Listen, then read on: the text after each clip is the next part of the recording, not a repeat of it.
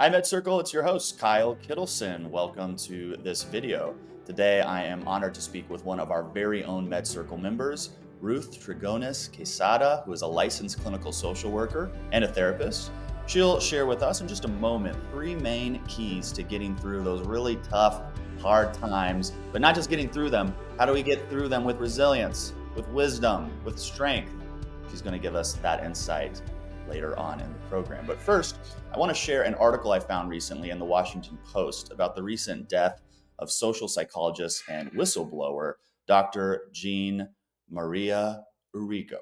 Dr. Arrigo is known for her whistleblowing about the American Psychological Association's collusion with the Defense Department and their use of psychological and physical torture practices on war on terror detainees in Guantanamo Bay and Abu Ghraib after the September 11th attacks. Now, she dedicated her career to exposing the moral compromises and human right abuses made in the pursuit of national security objectives. Her outspoken criticism of the American Psychological Association's complicity in sanctioning torture led to significant reforms within the organization. Now, I'm going to read a snippet from the Washington Post right now. Dr. Arrigo was appointed to an APA task force in 2005 to issue guidelines for psychologists involved in national security interrogations and the aftermath of news reports about military and CIA abuses at overseas detention centers. But the 10-member task force, which held its meetings in secrecy, was stacked with national security insiders intent on maintaining the status quo. The group's final report concluded that it was fine for psychologists to remain involved in interrogations and argued that their work ensured that the process was safe, legal, ethical, and effective. Dr. Rigo, she didn't believe any of that. So she publicly criticized the task force at the APA's annual convention back in 2007. Plus, she shared the group's private correspondence with journalists and a Senate committee. As a result of her whistleblowing, the APA banned psychologists from participating in national security interrogations, and several people in top positions at the APA were either let go, they resigned, or they retired early. The APA eventually voted to ban psychologists from assisting in national security interrogations. Dr. Rigo recently died at 79 from pancreatic cancer. Now, what do you think of Dr. Arrigo's legacy and her success with changing the American Psychological Association? Let us know in your opinions in the comments below. Now, let's welcome Ruth to the show. Ruth, welcome to your first time ever on MedCircle. Hey, Thank you for being here. thank you, It's so great to see you, and a MedCircle member. How I'm just honored that you're with us today. thank you, thank you. Well, why don't you start by telling us our audience a little bit about yourself and how you got into the mental health space?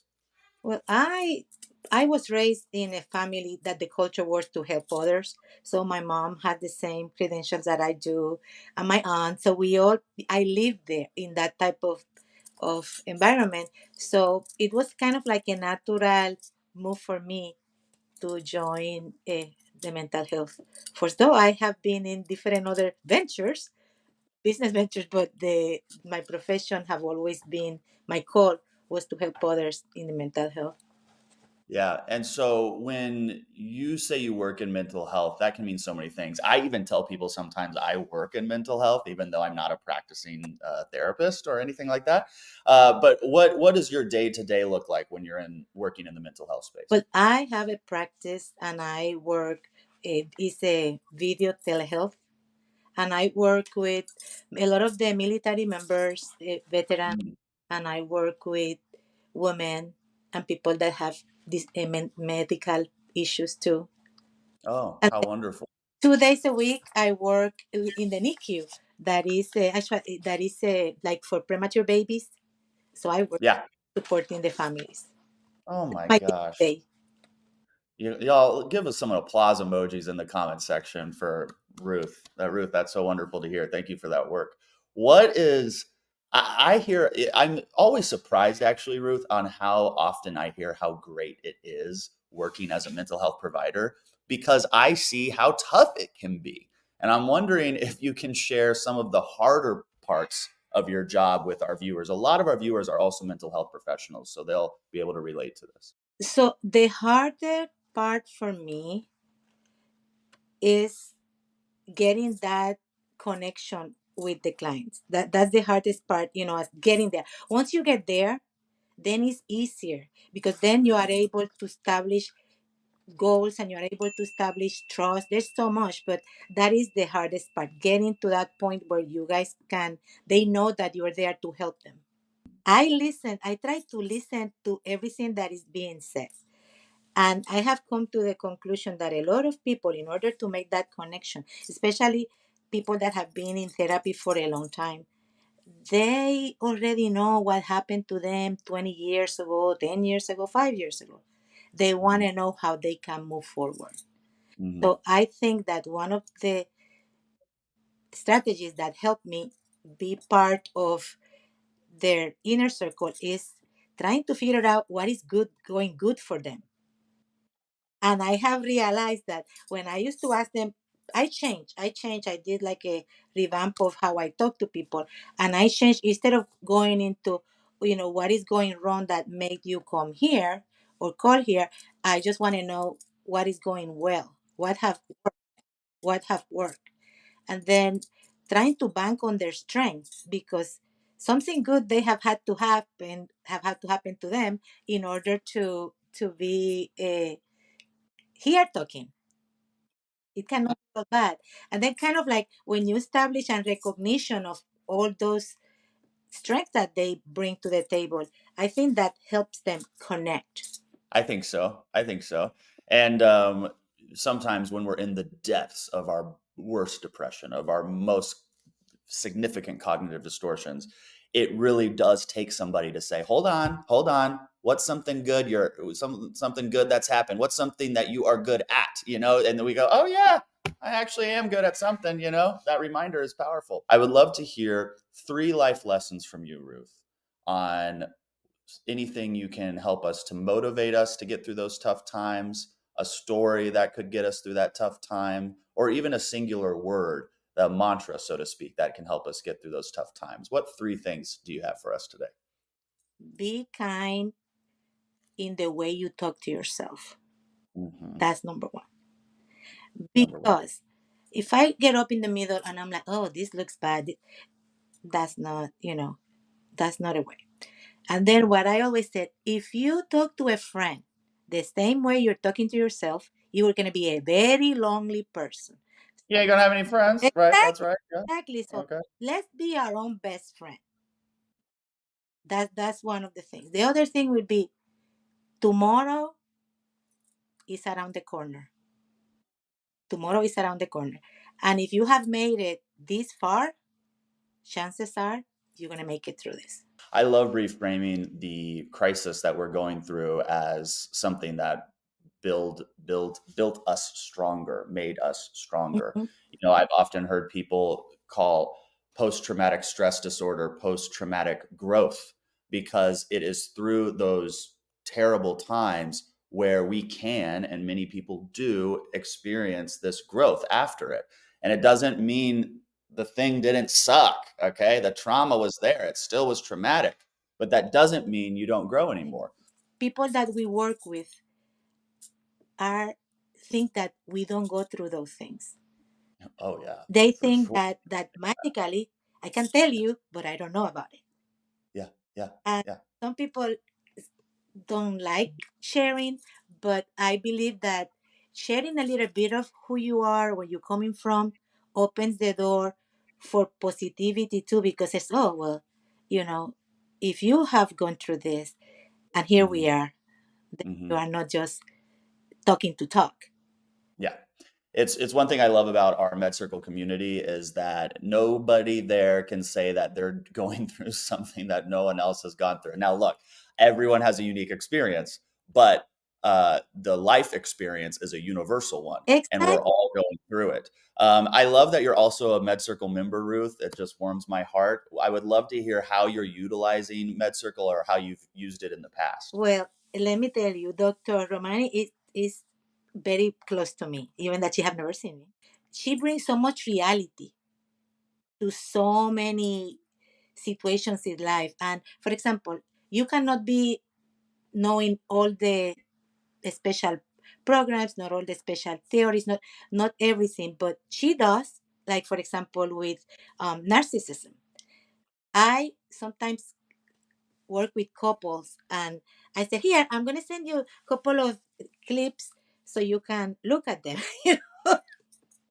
And then they, there's she has so much wisdom that she and then she shares it in very appropriately. The people take it, and it's not me trying to make up something. There is also a lot of times therapists, we belong to these communities, and then we want to talk to the people in that community only.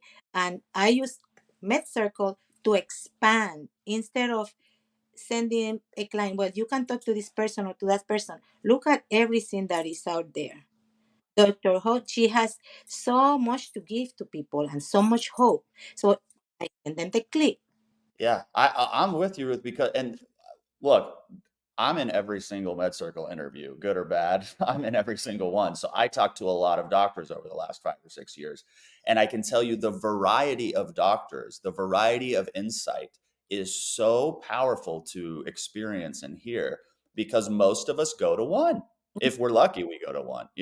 But to have a stable of a dozen and have them all be vetted and have them be experts in different areas, Ex- um, it's just a fabulous resource to have. I obviously use MedCircle outside of my actual work, and I'm glad that many professionals like you do as well, Ruth. What I enjoy is, in addition to these interviews that we post publicly, every week I at least do one live interview with one of those experts, like Dr. Romney, like Dr. Judy, and that interview is only available for MedCircle members. But the cool thing about that interview is they are able to submit questions to that doctor. mhm, So if you wanted to ask Dr. Romney, what do you think about my ex who's doing this with our kids and blah, blah, blah, blah, blah, blah, blah, she is going to give you her response, her answer. mhm. And you can have that live access to any variety of doctors every single week. And so I see the people utilizing that mechanism of the MedCircle, offering.